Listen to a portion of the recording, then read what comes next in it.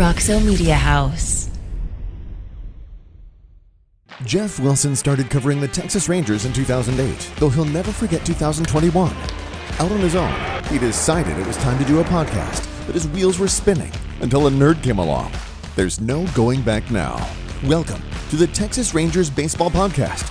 Here's your host, Jeff Wilson, and the recliner nerd himself, John Moore.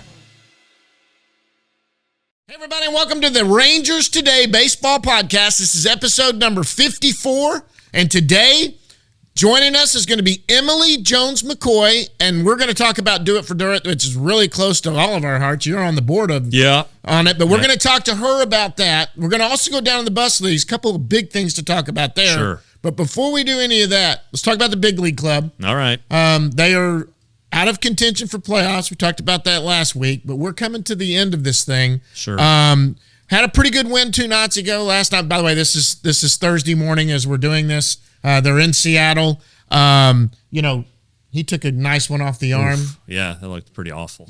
Corey Seager, by the way. Yeah. You can't see that. So tell him about that. I haven't seen the bruise. I happen to not be watching when that happened. Yeah, it's kind of weird. I've kind of wondered this for a while now. It seems like a lot of batters get hit on their back elbow. Right. And that's how Elvis Andrus broke his arm 4 years ago. Willie Calhoun last year. And then Corey Seager apparently has avoided fracturing his arm, but it hit him inside fastball and it bruised immediately. Right. And he came out of the game eventually. Josh Smith replaced him at shortstop. But then started yesterday. Yeah, all the X-rays were good, and but it hurts like hell. I'm sure, and I can only imagine. But Seager last year got hit in the right hand, right, broke it, and missed a couple months. So, he's probably breathing a sigh of relief, even though there's only 8 games left, right, as we sit here right now. So, good news, I guess. I mean, I know at the end of the season he breaks his arm, he's not going to miss any games, but still, you don't want to have to deal with that. You want a guy to have a normal offseason, going to spring training. Yeah, no rehabbing in the offseason, right, just rest and getting ready. Right, exactly. And so hopefully that's what it is. And, in offseason, this is going to be a great offseason. I hate it that I feel this way, but when we're winding down, I am excited for Yankees to get here. Probably going to be out there for the doubleheader to do that. But it's kind of ready for this thing to end because I think I'm ready for it to end because I'm excited about the offseason. I love to watch playoff baseball, but as soon as that's done, this is going to be a fun offseason. Well, it's the first things first, got to hire the manager. Sure. They want ideally to get that done by middle of November. No, I'm sorry, middle of October. God, not the middle of November. Middle of October. And that way, the new manager can be in place and he can sit in on the pro scouting meetings. He can give his ideas of what the players, the free agents that he would want to pursue. Right. If it's a seasoned veteran manager, he'll have decisions to make on the coaching staff. Right. He'll probably want to bring in some of his own guys, multiple of his own guys. Right. So there's a lot that happens with that. But that's going to be their biggest acquisition, of the offseason is the new manager. And so that's first and foremost. And I don't know if it's exciting or not for fans. This fan it is. Okay. It's not particularly exciting as a journalist having to go through the search, but so that's first. And then, you got to get to the end of the World Series and then free agency opens. Now the Rangers will have exclusive negotiating rights with their own free agents. Right. So, and there's one we're really talking about. Well, there, Matt Moore is another one that has been mentioned. Yeah, you just wrote about this. And, he's had such a great year, and it seems like if the Rangers really need to overhaul their bullpen. I mean, right, if they're going to be a contender, they can't go into it with the same group of arms. And thus Leclerc is back. Well, and Leclerc is an interesting situation because he's in his last guaranteed year of the contract extension he signed in spring training out of 2018 or 19. Right. The club option is $6 million or $750,000 buyout. Do you want to spend that kind of money on Jose Leclerc, who could be your closer? But one thing I've written about too, and I'm very curious, what is Chris Young's approach to the bullpen? Right. Because for years with John Daniels said, I'll find you a guy who can get you 30 saves. Didn't spend a lot of money. You know, that's why you have Sean Tolleson and Sam Dyson with 30 save seasons. Right.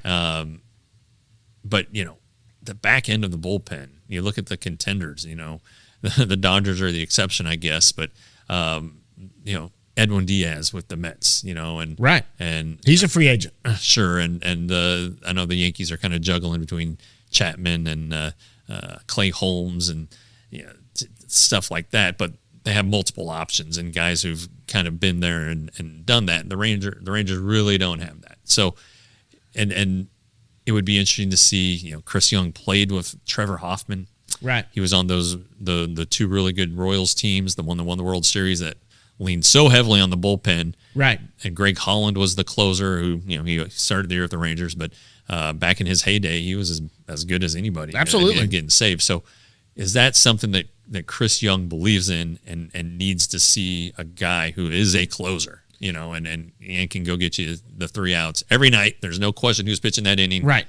And it just sets everything else up ahead of him. So absolutely. I'm curious to know about that. Yeah, and because that is an interesting situation because it's not just starting pitching they have to go after this offseason. They really, I'm never even, you just brought that to my attention. That's a big question is what they got to do in that in that bullpen. And I know a lot of fans out there think, well, Brock Burke's been awesome. Just move him to closer. It's not that simple. Yeah. That's a job you got to be prepared for.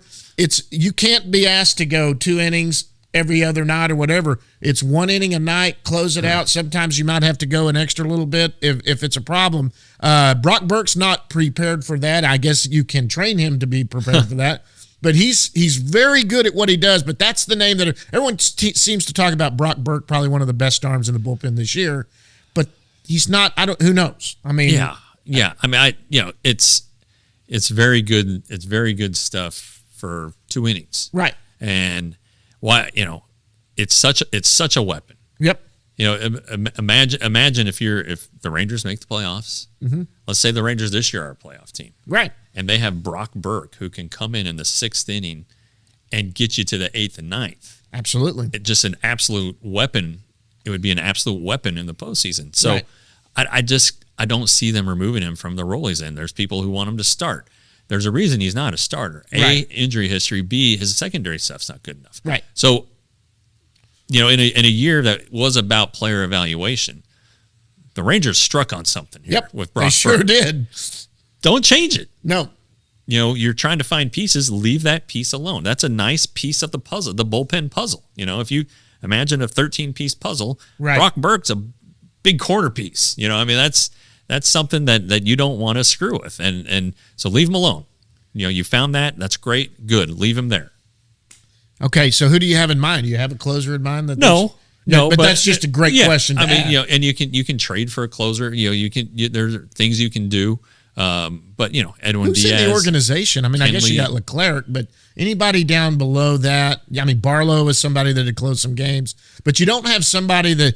I guess the only name that was Church. Was he the one that was kind of? Yeah, but he's AA, and you know, that's years away. I mean, right. If you're going to contend, you want a guy. I know the Rangers went to the World Series with Feliz as the closer, but I mean, he was throwing 100 miles an hour. Had a terrific slider. Right. Was usually around the zone. I mean, he was pretty reliable. Yeah, right. He was. Mean, he was dependable, and so buckled A-Rod's needs too. Yeah, exactly. But like, so you know, Kenley Jansen's not what he used to be, but I think he's going to be a free agent. You know, you mentioned Edwin Diaz. You know, Craig Kimbrell, who's struggling right now with the Dodgers. I don't know if you want to go there, but you know, somebody who can do that. You know, somebody who is a bona fide closer. Hey, and you know what? And maybe Chris Young's the guy that goes out and signs 2 of these guys. And then you could be 8th and 9th inning guys or see who takes that role and seizes it and goes and have 2 veterans back there. And I mean, look, you get 2 closers that have been closers. Your 8th and 9th inning are basically spoken for. Sure. And then you've got Brock Burke, or maybe if Leclerc's still here and they pick up his option. Well, you got Jonathan Hernandez. Hernandez. Who you know, you would think has the stuff to close, but he's never pitched a full inning. He's coming back from injury. He's got to get it back together too. A full season. Did I say full inning? A full season. Sure. 2020 is not really a full season. Right. So you know, is that who you want to turn the closer? Just say, here, you're the closer. No, you got to give it to somebody who's probably a veteran. I mean, Leclerc is a veteran. He's done it before. He's had some great moments, but some not so great moments. Matt Moore. No, I wouldn't think so. He closed his first save was this year, wasn't it? Yeah, but I mean, he's been a starter most of his career, but sure. he's been really good this year and can get more than 3 outs. So I don't know. There's just everyone talks about, well, we need starting pitching, and that's true, absolutely true. They do, yeah. But the bullpen, was as everybody knows, at the end of the year. has been very porous, yeah, very generous this year, and so I don't know that the Rangers can just try to piecemeal it together or do what they have internally. I think they have to go out and get some stuff. Absolutely. When your bullpen isn't doing what it should, you have a bad 1-run loss record. Sure. So that kind of speaks to that right there. Yeah. And so I mean, yeah, you're right. And everybody's talking about, I think the bats are there. They could go get one more bat. I think we've all been talking about starting pitching. Yeah. But you're bringing up a point that's flown by a lot of people. This bullpen's got to get shored up. And it really does have to get shored up. You can't look at what you have right now and go, well, we're ready. Yeah. Maybe if these guys performed what you thought they would, but they didn't, you got to be looking around for something. Well, like Dennis Santana had a really good stretch there for a while, and then he was terrible. Then he was Dennis Santana. Same thing with Brett Martin, who's arbitration eligible. It'll be his second year. It'd be pretty affordable. Right. And if you put him in the right situations, it's okay. Barlow, he did okay. He had the blister issue. He had that rough series in Baltimore, I think it was, that cost him his job. But he looks like he's a piece. Right. But I don't know that you want to hang your hat on a younger guy like that. And again, he hasn't had a full season either. I know he's been on the active roster all year, but he's had some injury issues. Right. So, could he grow into that? Maybe. Maybe you sign a closer to a 1-year deal. I don't know. But and like you said, the offense is there. I think Seager, 32 home runs, probably definitely not the best season of his career. I mean, most home runs, but his OPS is just barely above average, and it needs to be a little bit higher than that. His batting average is 246. You think with the shifts going away that it's going to go up, but there's probably a way that teams are going to figure out to cover that anyway. But the interesting one that I heard, this is pretty good, is that you have to be on the grass when the pitcher is, or on the dirt when the pitcher is in his windup. In his windup. Right. Somebody said that fielders might go in motion like wide receivers and try to run over to the spot.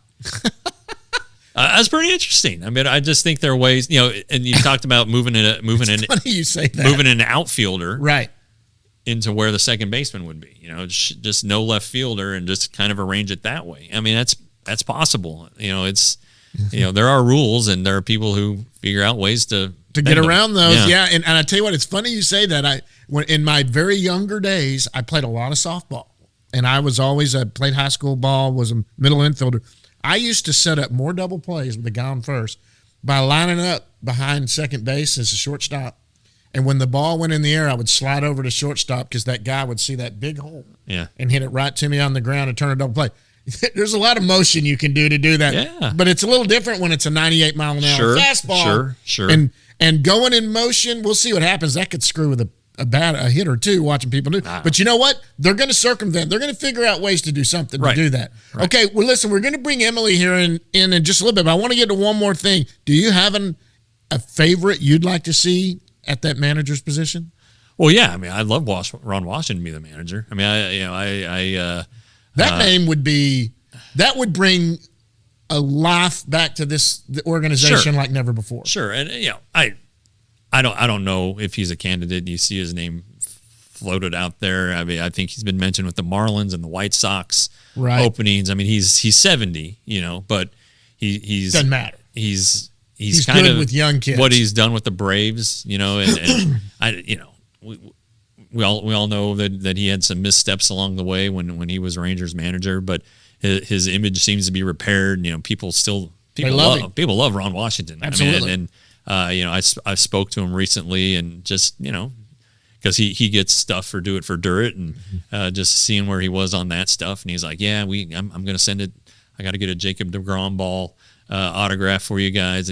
But we just talked and laughed and talked about the game, and I mean, the guy still has the energy. It's unbelievable. And if the Rangers want a guy who's going to shore things up, right, who's going to do what the game asks to do, and I know people think that Ron Washington and he said I'll go with the gut, and that was his famous line. He has been exposed to analytics with the Braves, and he gets them. He is not.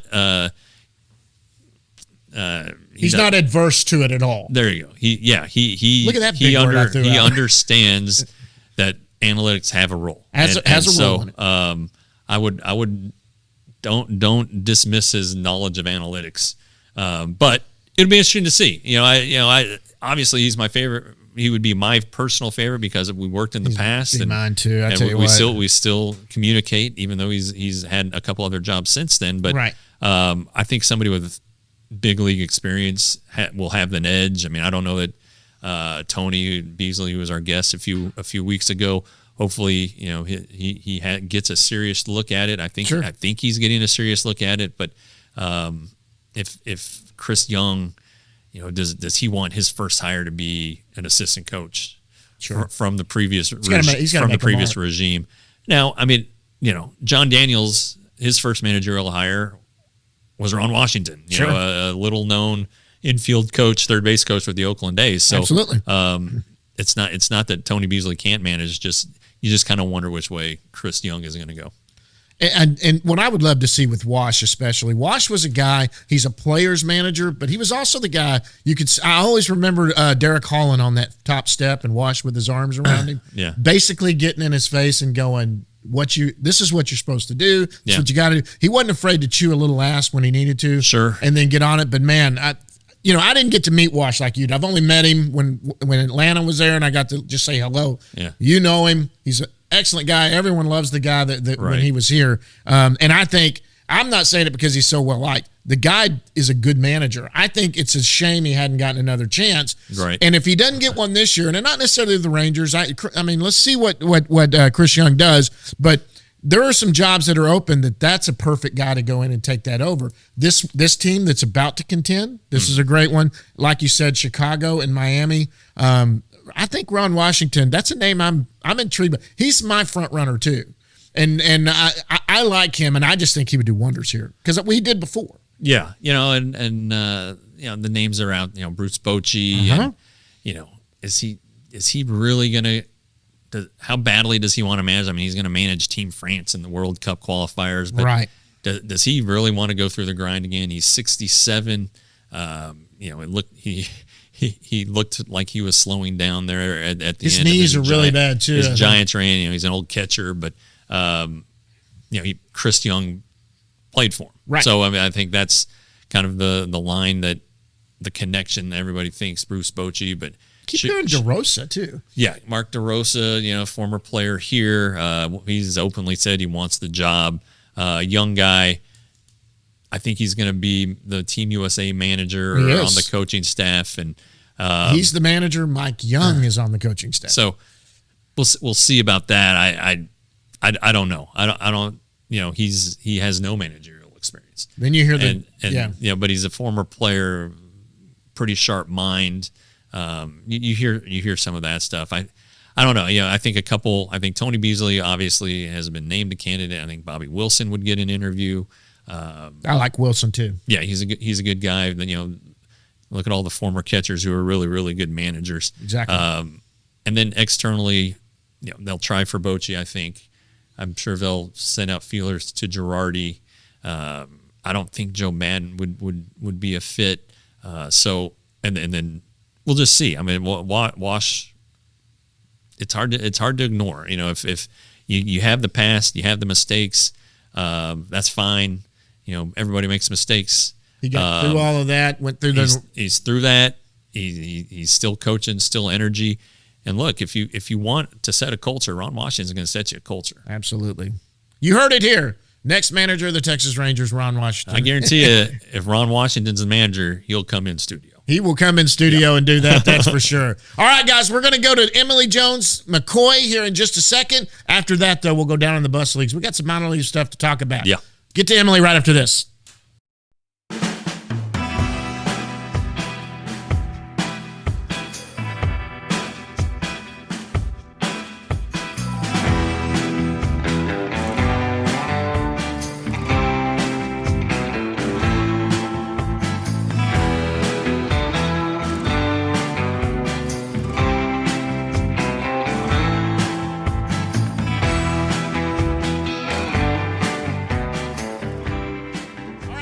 joining us now from Seattle, where the Texas Rangers are taking on the Seattle Mariners. It's Texas Rangers sideline reporter and co-host of the Mom Game Pod, and here to talk about Do It for Durrett. Please welcome Emily Jones McCoy. Emily, what's going on? Hey guys, how are you? Oh, we're doing great. It's lunchtime. I'm sure you got out and got your run in and ran down by the piers and all that stuff. Right. I will tell you, it's perfect running weather in Seattle. It's sunny, like 58 degrees. It's pretty amazing. So do you run from the hotel down to the wharf and then up? Or Yeah, so I go down to Pike's Market, and then I hang a right, and then I go over the bridge to get down by the water, and then head toward the ballpark, and then track my way back. So it's usually 2 miles out, 2 miles back. All right. Yeah, I've run treadmills in Seattle, and I've run like outside of downtown, but downtown's so hilly. God bless it. I don't want anything to do with it. Well, once you get by the water, though, if you could, it's just really, once you get by the water, it's flat, and then you got to hike your bottom back up. It's okay, Emily. We're adults. Okay. Well, I always forget where I can cuss and where I can't. You're okay. So, what time did you get back from the ballpark last night? Last time was early because it was a quick game. So I'd say probably about, bus left at 9:55. We were back here by 10 after 10. Oh, man. That ain't bad. That's pretty good. Holy moly. Yeah. Well, yeah, but then night game tonight in Seattle, and then we fly to Anaheim. I'm so over night games on getaway day. Yeah, there's something weird in Seattle. I think that King County only allows them a certain amount of weekday getaway games. There's something that it's something that the county established, and it's horseshit, and I don't like it. I agree, Emily. I agree. Day games, getaway days should always be day games. Yeah. I don't care. Although Seattle getaways for riders, well, you guys have the bus and the police escort, but for riders, man, it's tough to get to the airport because it's always during rush hour, and traffic in Seattle is garbage. So, but yeah, I would rather fight that than have to, as riders, get up early the next morning and fly into town. So we'll survive. I'm sure we'll survive. Yeah, you'll be fine. These are first world problems we're talking about here. Definitely. Yeah. So obviously you're here to drop some Rangers knowledge on us, but first we got to drop some Do It for Durrett knowledge. Our event is coming up on October 14th, and it's at Four Corners Brewery in Dallas. And tickets are no longer available, but I'm sure if you know somebody, you could probably figure out a way to get in. But Emily, if you really want to come, we will figure out a way to get you in the door. So just reach out to Jeff, or reach out to me. We'll figure it out. Yeah. Yep. My email's on every story I write at rangerstudio.com, $5.99 a month, $60 a year. Let's plug it. So we're calling this one the Ocho. I mean, I can't believe it's already been that many events. We talk about this, but just kind of, I think when we started this, we didn't see this having the longevity that it seemed to have had. No, we definitely didn't. We didn't anticipate it. We didn't plan for it. We didn't intend for it to happen, but it did. After we, raised, I guess, almost $250,000 for Kelly Durrett and her family, the family of Richard Durrett. It was actually Kelly and John Daniels' idea to make this a long-term thing. Kelly felt the desire to give back, to help others who, in a way that she had been helped. And so we, decided to start the Do It for Durrett Foundation. John Daniels was instrumental in that, as far as the urging of all of us to do that. To me, it's one of the greatest joys of it's one of the things I think one of the things I'm most proud of. Is the work that we've been able to do. There was 5 of us for a while. Now there's 6 on the board. It's completely, every penny that we raise goes directly toward families impacted by sudden loss. We're a small but mighty, committee of 6, board of 6 that makes things happen. And we all have other things going on, but we all, make time to to devote to Do It for Durrett, to make sure that Richard's legacy lives on and that we're able to help, other families. Yeah. And just as a quick refresher, Richard Durrett, DFW sports personality, writer, was on Sports Talk Radio with ESPN, and in 2014, which goes down as probably the crappiest year of Rangers baseball in recent years, even worse than last year, just with all the injuries and losing Richard in the middle of the season, and it was just terrible. But we banded together. Eric Nadell had an idea to have a benefit concert. Rangers were on the road.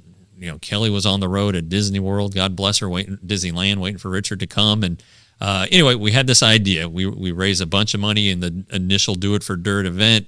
All of it went to Kelly. But Richard was just such he's a guy who had no enemies. I mean, everybody except for one person who I know liked Richard Durrett, and he was hard. He was impossible to not like, and he worked so hard. Such a good family man. He was in the choir at church. So anyway, when he passed away, this is the legacy. This is what honestly I think Richard would have done if one of us had gone down. So that's the background. We've helped over 100 families. We've donated. We've raised more than $1 million, and I'm telling you, we've given it all away. So your help is always wanted, and we appreciate everything that you do. But yeah, so the event this year, we're calling it the Ocho. It's just going to be a laid back deal. We usually have a theme, but we're just going to go have a good time and drink some beer. I tell you what, you guys come not only going to drink beer, we're going to drink Noble Vines wine, and we're going to drink Herman Marshall whiskey. So we've got something for, wow, as Anthony Andros says, something for everyone's liver. And yeah, we do really feel like we have a community of people. So this is just a chance for us all to get together, hopefully bring some new people into that community and raise some money and just kind of chill, have fun, and raise those funds for Do It for Durrett so we can help as many families as possible. Yeah, and let me say this. You guys are on the board of it, so you guys have been there from the start. As an outsider, I came into this a couple years ago. I've been to the last couple of golf tournaments. I've gone to the Do It for Durrett the last year, the one we had there in Arlington. This is a unbelievably fun event. I mean, my wife loved it, enjoyed it, meeting everybody, and all for a good cause. I lost on some bids when we were doing some stuff. I'm not going to talk to Jeff about that. Yeah. But his in-laws outbid me on that trip. It was a nice trip too, John. You should go ahead and we're going for it this year. Yeah. Don't worry. So, but I mean, guys, go join the golf tournament. Like Emily and them are saying, and Jeff are saying, get a hold of them, DM. They'll try to get you in because it is a fun time and a fun night. And there's a lot of great things, and it's for a fantastic cause. And I say that because I know that losing someone suddenly, I didn't, but I felt that helplessness. I can't imagine actually losing someone, what a family goes through. I can imagine when you're helpless in a certain situation. That's why it's so near and dear to me. Yeah. I met Kelly and got to know her and the kids, and they're just fantastic people. But this thing is fun, man. It is a great time. The golf tournament you mentioned, and Emily, the community you mentioned, Next Step Recruiting, they've become like a partner. Just, they all of their charity endeavors everything goes to us, and it's crazy. They're such good people, and we can't thank them enough either. But that golf tournament's November 11th. Go to Next Step Recruiting, and you'll be able to find it if you want to go play. We got some good players lined up. Mike Maddox, if he's probably the best of the group. It's a good group of former Rangers and stuff. But Mike Maddox can flat play, and he's going to be in my group. So I'm looking forward to that. So you kicked me out for Mac Maddox? Well, you weren't in the group, but we'll find room for you. Yeah. Well, I paid. I'll be there somewhere. I don't know. All right. So Emily, just kind of, let me. I got to show off these items that I brought. So okay. I brought 5 things. All right. First up, it's on the desk. You might have seen it in the earlier segment. It is an autographed game-used bat by Albert Pujols, which was donated by... He did something this year. By Mike Maddox. It's autographed, and I'll be damned. We got it probably 2 weeks before he hit a 700 home run, so it says 600 homers on here, but he autographs it with all of his accomplishments, and so it's a heck of an item, and it's covered in pine tar, so it's very, very sticky. Let me hold that one up and show it. All right. Next up, I brought a Juan Soto bat, which was retrieved for us by Nelson Cruz, who the weekend that Richard passed, Nelson Cruz is the first player who called and said, "What can I do?" And ever since then, Nelson has been just every time we see him, what do you need? What do you need? So this year, the Nationals don't have much going for them, but they have Nelson Cruz, and we have a bat of his available, ball, and also this Juan Soto bat that we're going to show right now. And there she is. And a couple other things. Another huge supporter, Elvis Andrus, who's now with the White Sox, but at the time when the A's were in town, he was still with them, and he donated an autographed jersey. Elvis used to do all of our printing for us with his little side hustle printing business that he had. Knew Richard, obviously, and has been there since day one. So let's take a look at this. This is a pretty sharp jersey. It's the green one. And I think that's what means the most. I think that's what says the most about Richard is that the guys who knew him want to help. Nelson Cruz, Elvis Andrus, Derek Holland will be at the event on October 14th. And I think that just really speaks to, the impression that Richard made in the clubhouse, the interactions that he had with guys and how much they want to help anything that's associated with Richard. Well, and Derek's probably raised this $30,000 on his own, just going out to dinner with people, and it's all out of his pocket. And Colby Lewis, also, who will be at the event, he's like, if I'm remembering this correctly, Richard liked covering Colby the best. And so when he passed at the event, Colby got a jersey autograph framed and gave it to the family. And Colby's been in there also since day one. So two more items. This one is very timely. It is an autographed baseball from Aaron Judge, who the AL home run champ, and Roger Maris's kid came out and said that he should be recognized as the single season home run champ because it's legitimate. So might get number 62 here. Well, we hope that doesn't happen. Actually, we hope it happens this weekend at Yankee Stadium so that the traveling circus doesn't come with them. But if it does, hey, we'll be prepared. But anyway, Let's take a look at this ball here. He's got a great signature. It's very clean. All right, and then the last one we'll talk about him here in a minute. Kumar Rocker, who the Rangers' first-round draft pick, about to kick off in the AFL, and we got a couple balls while he was in town. So Brandon Boyd, who's the Rangers' clubhouse manager, also a big help on this, and he kind of procures a lot of this stuff for us. But let's take a look at this ball from the first-round draft pick. And we actually have two of these, so they'll both be at the event. But here's that ball. Yeah. So I mean, we got good stuff. This is just scraping the. Oh, there's a lot of stuff there. The surface, scratching the surface. I was about to say scraping the bottom of the barrel.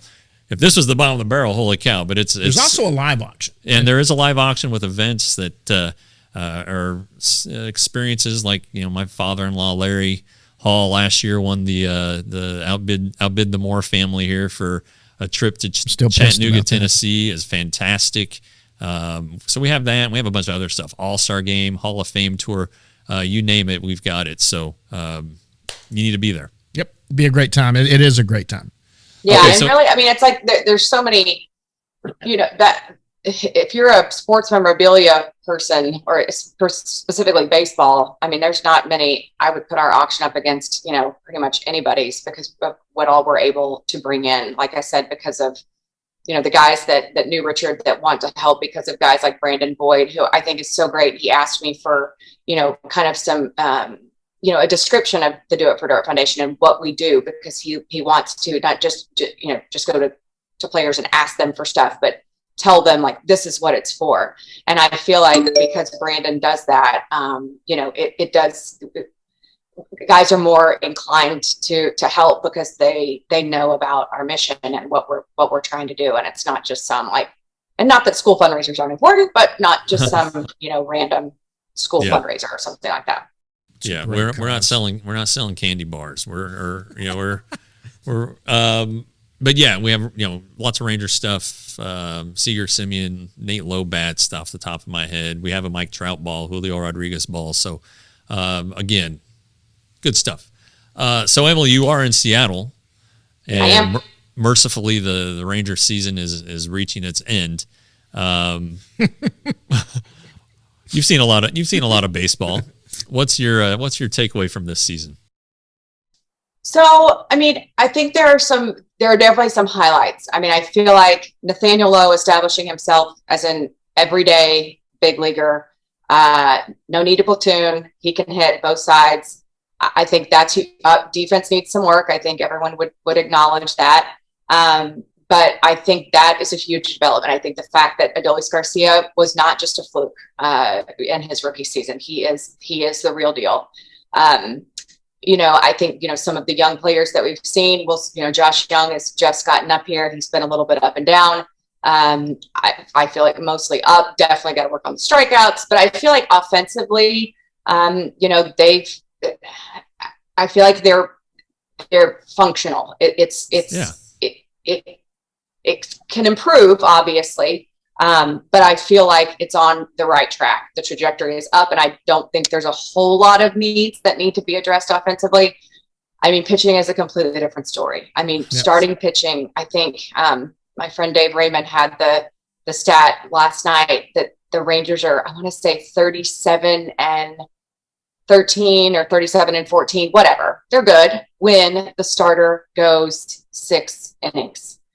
And so, it's kind of a no-brainer. You're like, well, duh, that means that the starting pitcher is good, whatever. But, and that does, and it means that the starting pitcher has been good enough to stay in there until, through the sixth inning. But I think it just reinforces the idea that you have to have good starting pitching. And while that, you could say, I bet everyone's numbers are good when their starter goes 6. True, but 37-14 is exceptionally good. And so I think that if they can get a couple of starters in here, I feel like it's absolutely imperative to bring Martin Perez back. Yes.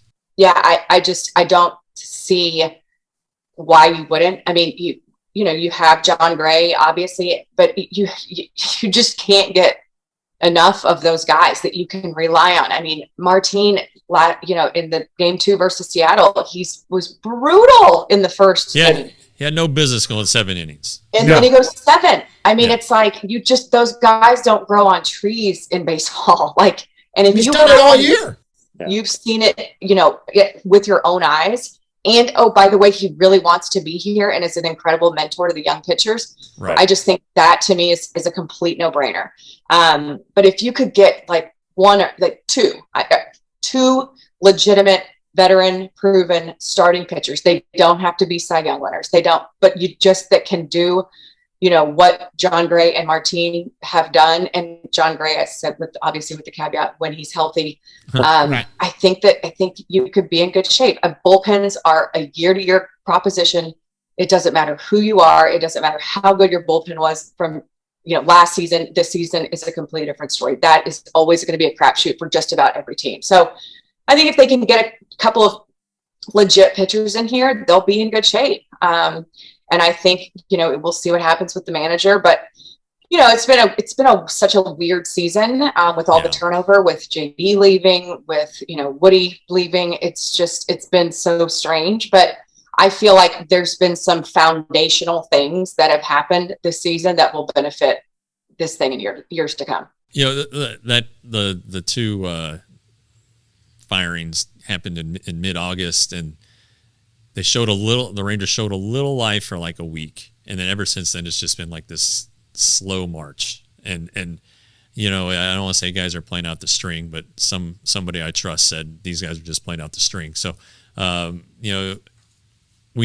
season needs to end, and then they got to get to the business at hand. The manager, that's such a big deal, and then get to the free agency. But I think next month, or they gotta lock up Martin before he has a chance to get wooed by a team and get just money whipped, because we love Martin, and he's I've known him since he was 17. I've known him since 2008. One of my favorite guys, but he's not dumb. I mean, No. he can do the math. Money talks. Yeah, I mean, let's and- be honest. And that's the thing is he wants to be here, but he's not. I mean, he's not, and I think he will take a hometown discount, but not Yeah. a huge one. No, Like, I mean, exactly. he knows his value, he knows his worth, and he knows what the market will dictate. And and to be honest, he's earned that. He deserves it. And so it would behoove the Rangers to get in on that while they can, like you said before. Right. Other teams have an opportunity to swoop in. It's been all year too. I mean, it wasn't like he had a great first half and then it tailed off. He kept this all year. This is the best he's looked, in a long time. It's been fantastic all year, and he battles no matter. Remember, used to the old Martin would get in a little trouble and he'd run into some issues. Yeah. This guy battled too, like you said, Emily. He horrible first inning, comes out and then ends up with 7 innings. That's what he's done all year long. Right. He's not afraid to battle and give you the Yeah. innings. He's just matured so much. He just knows himself so much better. It's just he's just a different.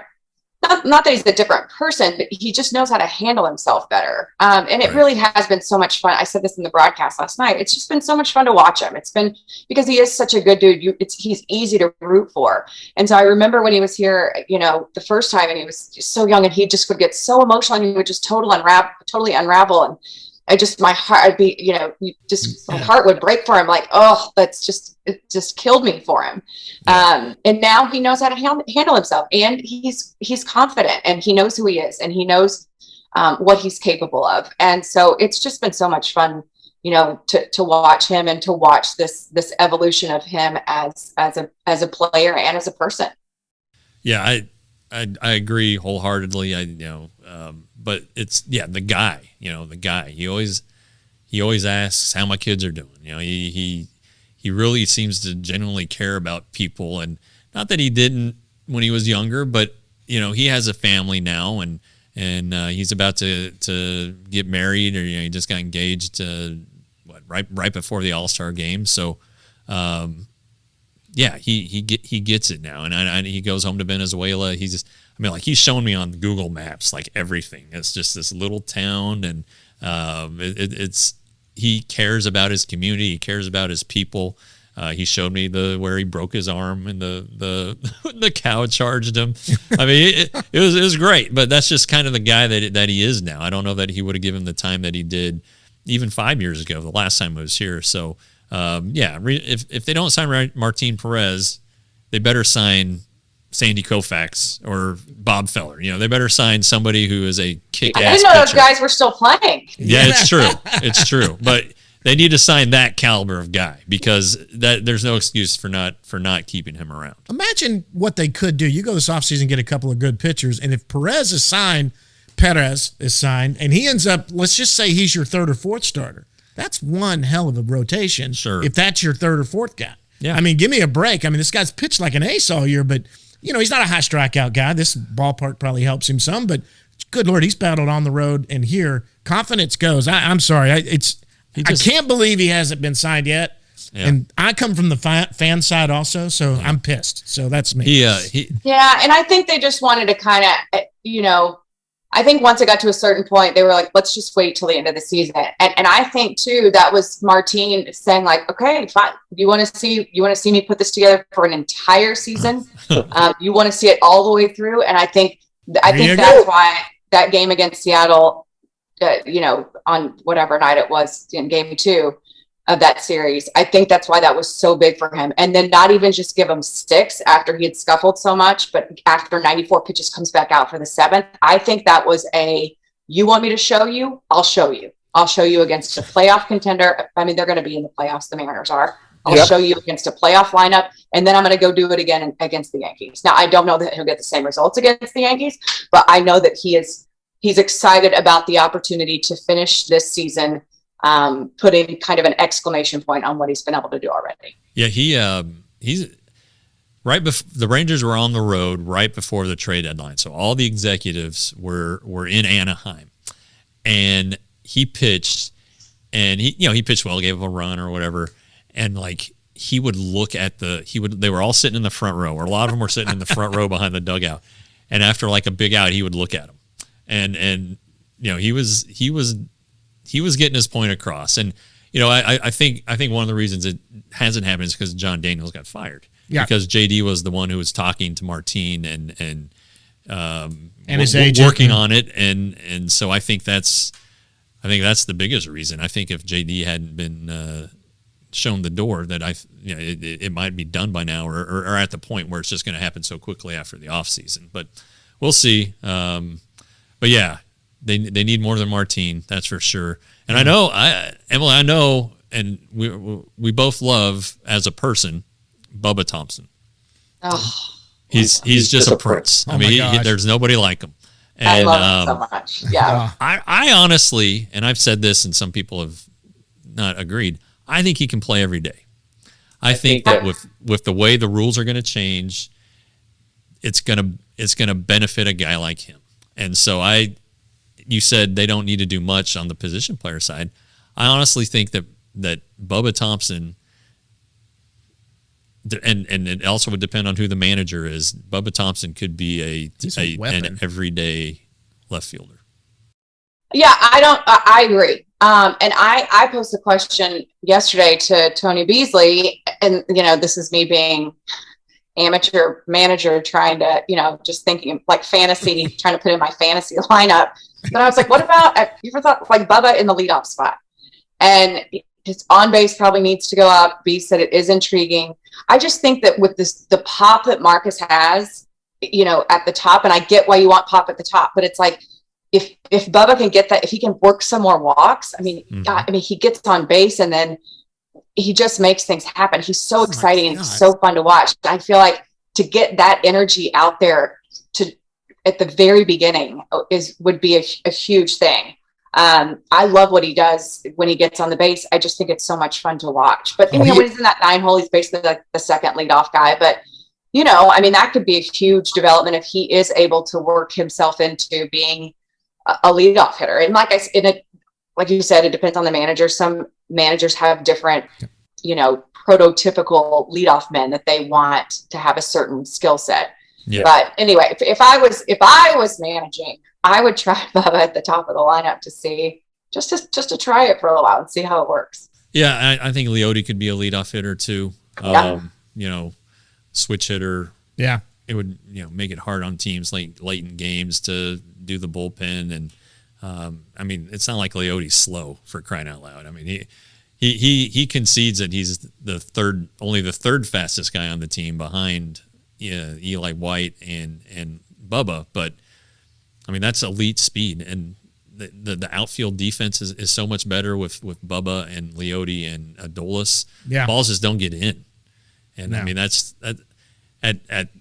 at the Rangers home ballpark, that's a big deal. And I just think that's just really an intriguing possibility, especially if, the top free agent left field. Now, if you can get Aaron Judge, all right. You really think he's going anywhere? No, but, Like I can they'll talk. They'll talk to him. They'll talk to him. I'm just saying, if you can get an Aaron Judge or that caliber of player, fine. But let's go for Mike Trout and Shohei Ohtani. See if we can do a twofer. A trade. There we go. Just trade for both of those the Angels guys. Need to start over. Yeah, they wouldn't cost anything. They're selling the team. They need to shed some salary. So your entire farm system for Shohei Ohtani and Mike Trout. Are you doing it? 1 year of Shohei Ohtani and then Mike Trout. Absolutely. And then, but I will say about Bubba that it's fun to watch Bubba F with a pitcher when he's on the base. Yeah. They really get flushed a little bit knowing that he could go at any time. And that he's going to be safe. Yeah, absolutely. Most of the time. Unless he slides through the base. Okay. All right. Yeah. You know what? We're going to wind it down. I'm going to ask you a couple of things real quick before we get you out of here. So let me ask you, what are you going to do when the season ends? Oh, first of all, is Julie going back to work going to mess with the Mom Game Pod? I cannot comment about the status of Julie Dobbs, my co-host of the Mom Game. I can only tell you that the Mom Game is going nowhere, and neither is Julie in terms of the Mom Game. So the Mom Game is safe.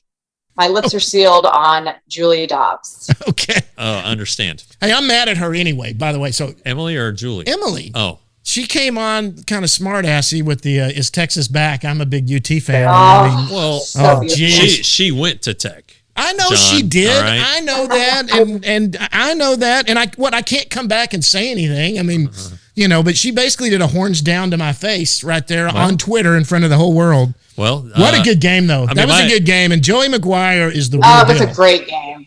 And Joey McGuire is the real deal. My favorite. I love it. Yeah, Joey's perfect. He's perfect for Lubbock. We're weird, we're quirky, we're intense, we're whatever.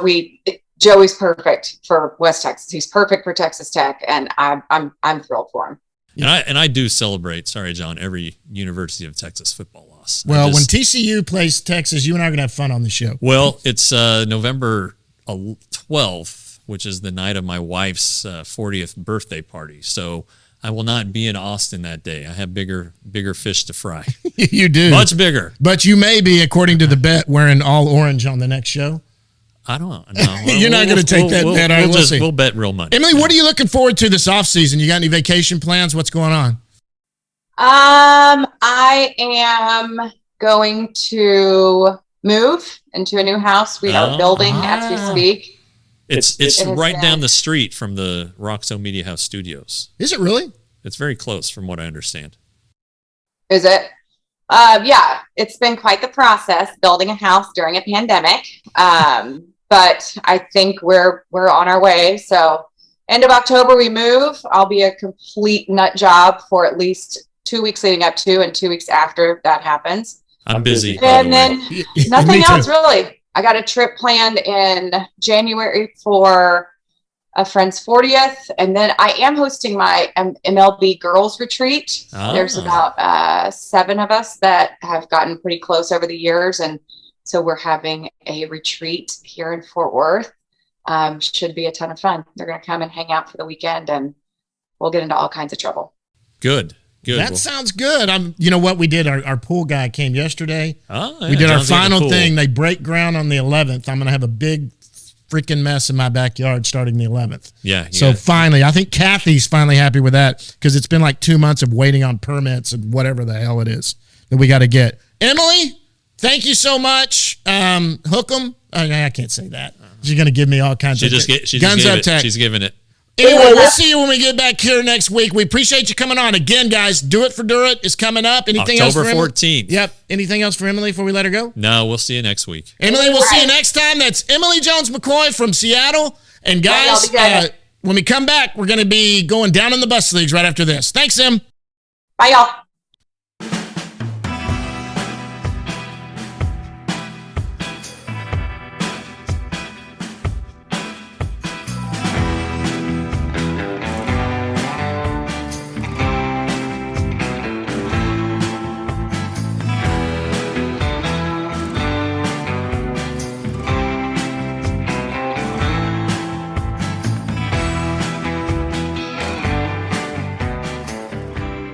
And big thanks to Emily Jones-McCoy. And don't forget about Do It for Durrett. That's a big thing. But we got to go down in the bus leagues right now and talk about the minor league season is officially over. It's over.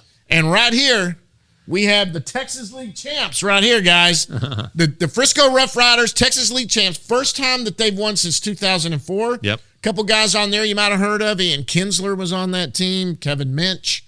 Went and looked that up. There were a few players on that team. Okay. But there's a lot of good players on this team. Yeah. If John wasn't in the way, you'd see them all. And but yeah, there's like Foscue's down in the middle there, and then Leiter, Zavala, Harris, Dustin Harris over here, Acuna looking down, Evan Carter, Owen White next to each other. This is a Rangers Today podcast. That's right.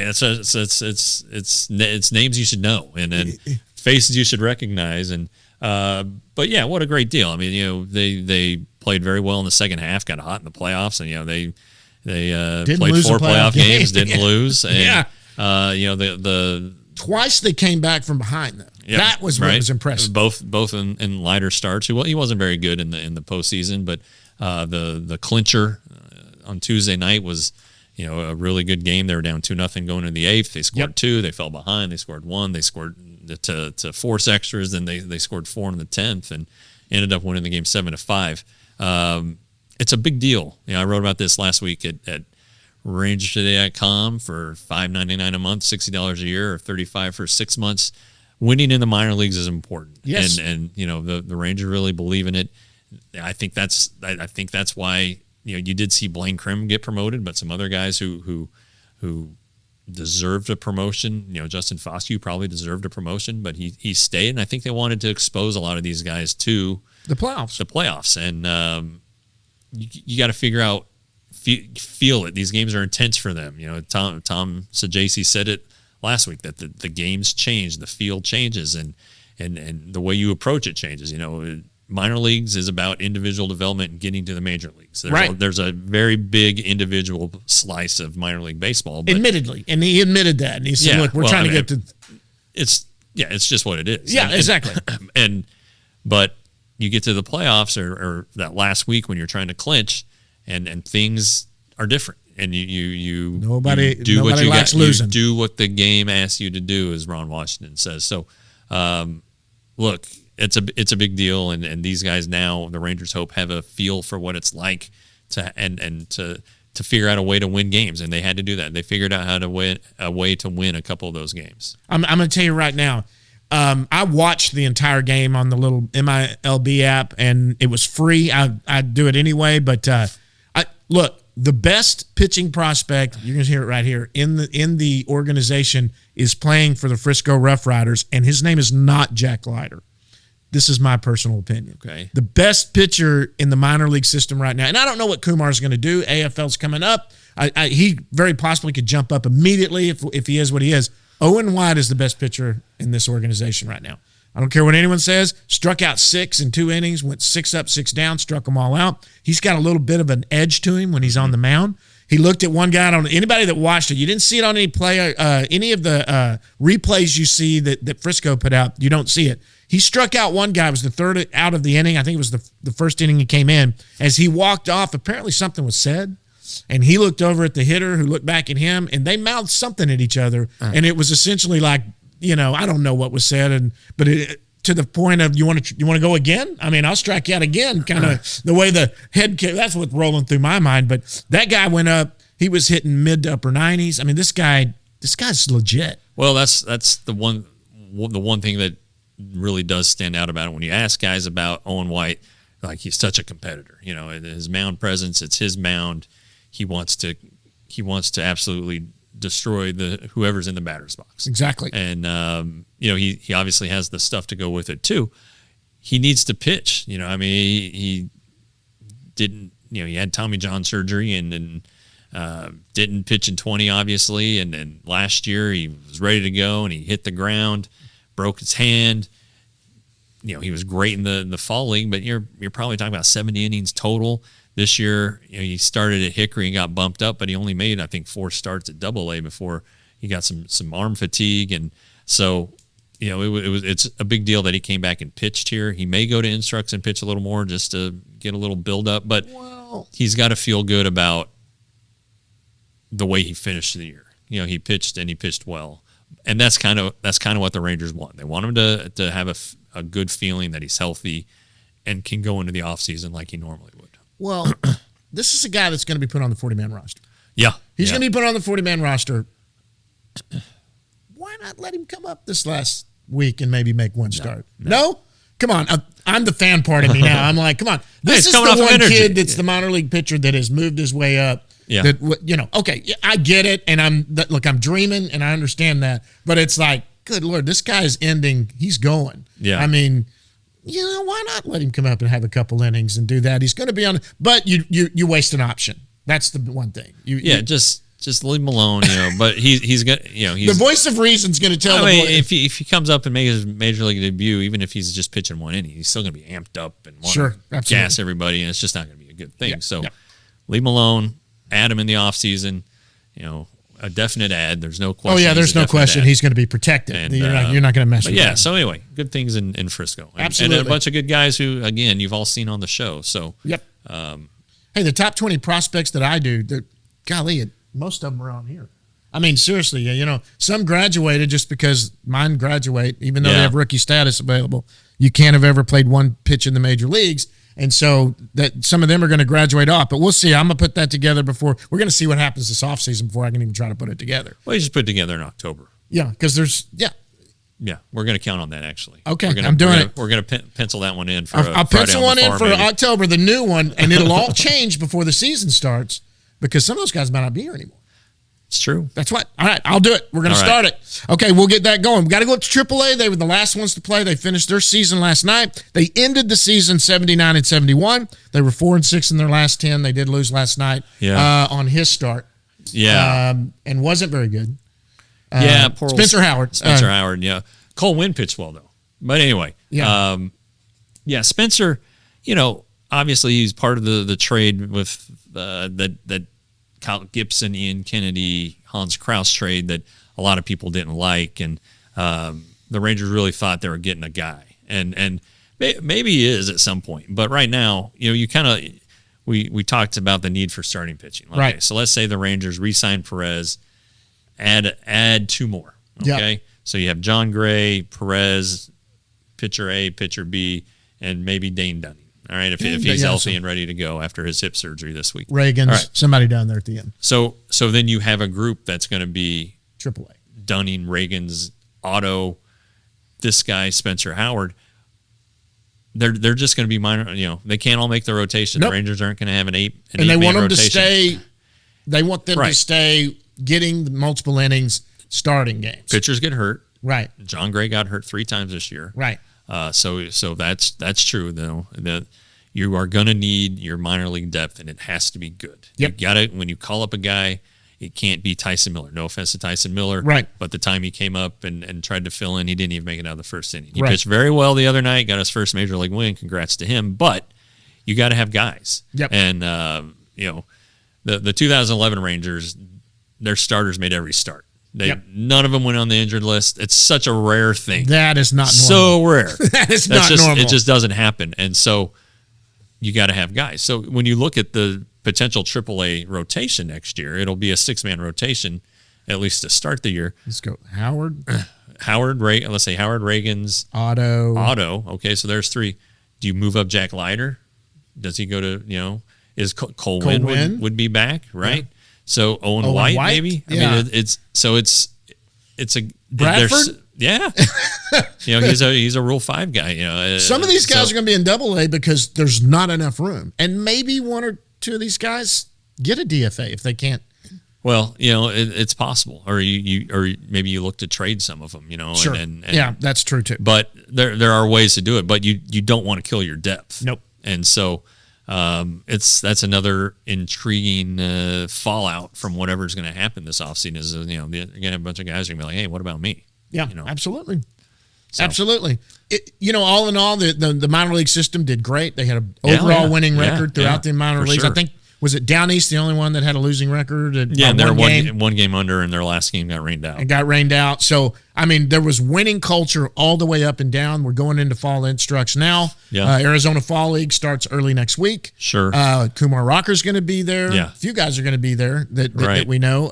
The closer for Frisco, Nick Starr, he's going to be there too. Couple of intriguing names that we're going to watch, but I mean, this minor league system, can't say enough about what this minor league system's done. And man, hey, Jim Callis said 1 through 10, it's the best in baseball. Sure. The Rangers prospects 1 through 10. Yeah, and I don't know that he had Rocker in his top 10. I don't recall. So he didn't. It's not out of because he doesn't respect Rocker. Rocker's got to go do something. Yeah, he's got some questions about the health, but yeah, I mean it's pretty good, and these guys are gonna. Josh Young is their number 1 prospect, so he's going to graduate early next year after he loses his rookie, exceeds his rookie limits. He'll still be a rookie next year, but he won't be a prospect once he crosses that threshold, or the technical term. I think the Rangers still thought Leody Taveras was a prospect. There is a prospect, but you get the drift on the technical side. But this team has talent in the farm system. It has to get there. Right. It's like I say this a lot. It's like college football recruiting. You can have a You get all the bunch of five-stars, studs. yeah. But if one of them gets homesick, one of them gets in trouble, one of them flunks out. Yeah. One of them gets hurt. Well, that class ain't looking so great now. Absolutely. So, they got to do something. All right, guys. Anything else before we get out of here? Do it for Durrett. Do it for Durrett, October 14th. Going to be a fun time. Yeah, good. Tickets are not for sale anymore. But if you know somebody who's going and you want to bid by proxy, I don't care. That's fine with us.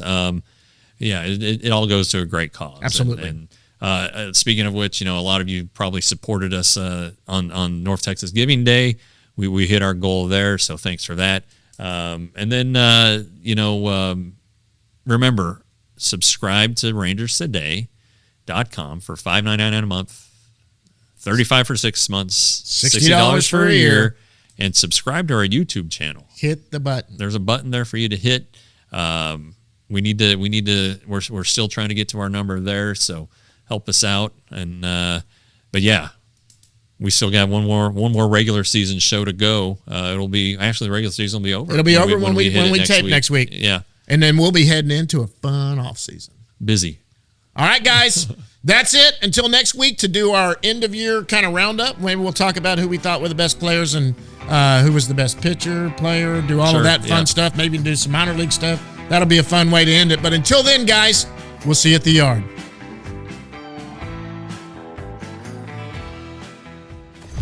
Roxo Media House.